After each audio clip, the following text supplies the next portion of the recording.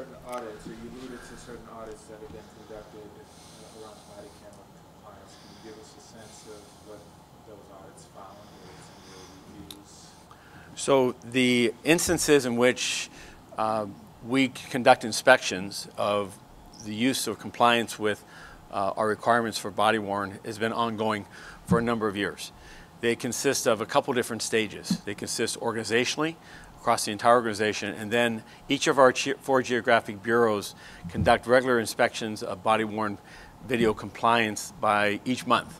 They go and take a sampling from each of the areas, and within their bureau, they then go and identify those individual instances and look for compliance with the requirements. Additionally, we have obviously inspections that occur during in the aftermath of any critical incident video, such as a officer-involved shooting or some type of other critical incident in which we look to in the debriefing was body-worn video procedures, were they followed? And if they weren't followed, what was the underlying rationale? Did the officer forget? Did the officer have the equipment as required? Did they have the necessary training? And then we follow up that with compliance search or compliance inspections as to going back to that officer's work going forward to ensure that they are at 100% compliance. So these are layers, if you will, of inspections. But as I said earlier today, recognizing we collect thousands of these video snippets or clips each day, and we do not have a universal understanding how all of them are in conformance. Presently, we're looking to other agencies to understand, are there better practices, or is there a means in which to identify and better understand the body of what's in there? What we have found is that in the Mission incident, is that we had individuals within the gang unit that did not initiate body-worn videos purposely. We believe as a means of avoiding what they perceived as an obligation of filling out associated paperwork and the time that would consume. And so, and they just chose not to document that, which is completely untenable and inexcusable.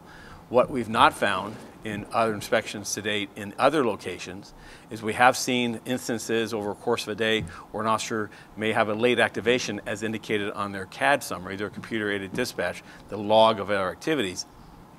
But what we have not found is instances in which an officer has initiated an arrest or taken actions and there was no body-worn video. There's not a widespread or some systemic issue with that. There was references by your paper last week that the series of inspections that we did found widespread or wider instances of late activations than what I've somehow was attributed to me as saying is an occurrence across the department. Let me be clear that 2 weeks ago or some portion around there, I went and asked for 4 commands, individual areas, to take a spot inspection of a watch's daily log. That is an inspection that is to occur as a matter of standards by supervisors throughout the organization of every time a watch has units that go out and work the next day or the day after, there's supposed to be a review of those logs for completeness. And if there's a lack of completeness, then action's expected that they're going to fix that or address that. It was an inspection to say, well, are we doing what I expect we should be doing? And what we found across the 4 commands is that in one command, all of the logs were completed and there was no body-worn video deviations noted.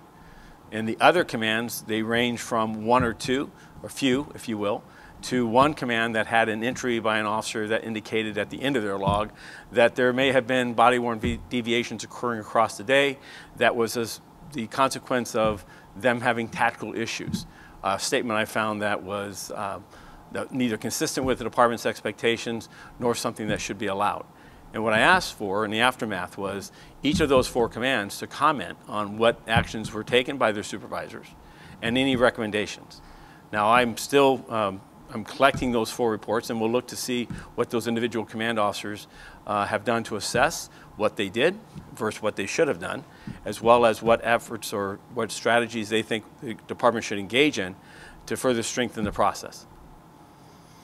And just to be clear, the reporting you're referencing was based on the report that was produced by one of your commands, so it wasn't just conjecture. But Do you dispute the findings in that report or some of the conclusions in there? I haven't seen the report. That's my point to you, is that somehow you have a better process of getting that report to you than I have to getting to me. That is going through the chain of command to come up to me across the Office of Operations, and I look forward to seeing it and seeing the assessment of those statements or recommendations that are in there, whatever they might be. Do you think that your department has a body camera compliance problem?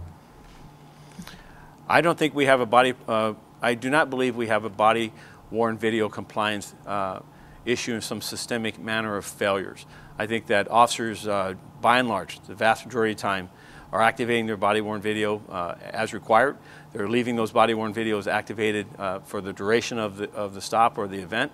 And I build that basis on the fact that I watch instances all throughout the course of my work where I see officers that are activating their body-worn video as required.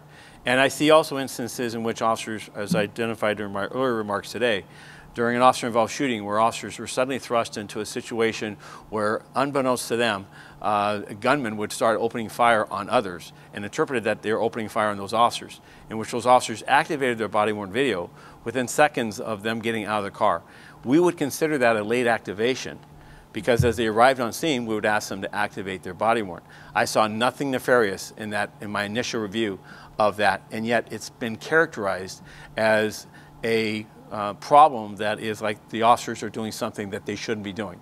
I think that is a human factor here, that this body-worn video, as I said weeks ago, is an imperfect process that requires the officer, amongst all his or her other duties, is to activate that body-worn video upon initiation of a police action. Most and many, I believe the vast majority of times, officers are compliant with that requirement. And the instances in which they're not, we ask them to document that. And then I expect supervisors to review those circumstances and determine whether or not an officer is, in fact, having that occasional misstep or error, or it's something that is more purposeful and that they're attempting to evade or obscure their actions.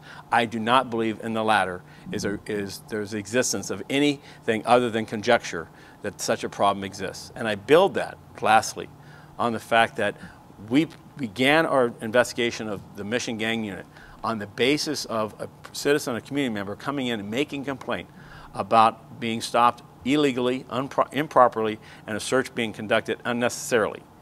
And from that, we've built to this point where we've identified this problem that was much beyond just one stop and it not being documented. We'll continue to be transparent and provide as much information as I can, and I recognize that there's others that would wish to throw rocks or indict this entire organization on the actions of a few. I'm not one of them, and nor will I be. But at the same time, I'm not going to shy away from the truth or from the accuracy of what, as we diagnose this problem based on the facts as we learn them.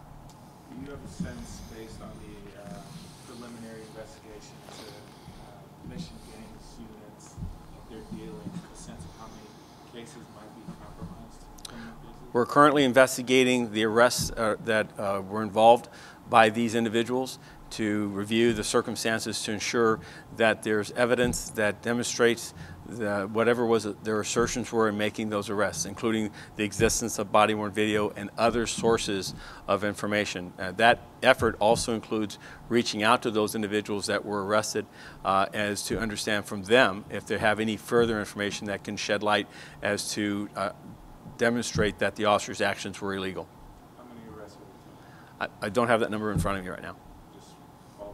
I don't have that number in front of me right now. I don't want to misguess. Any other developments in the case? Any other findings that come to light? The findings we have right now is that we are continuing our investigation to the unit that's involved, including the supervisor's actions, and we're cooperating with the FBI on their investigation, as well as working closely with the district attorney's office as to any criminal aspect of these officers' actions. Thank you. Finally, can you just say anything about the allegations against Assistant Chief Ibarra? That is an ongoing investigation, and I have no further information to discuss at this time, other than the fact that he has been assigned home and is not in the workplace. Thank you.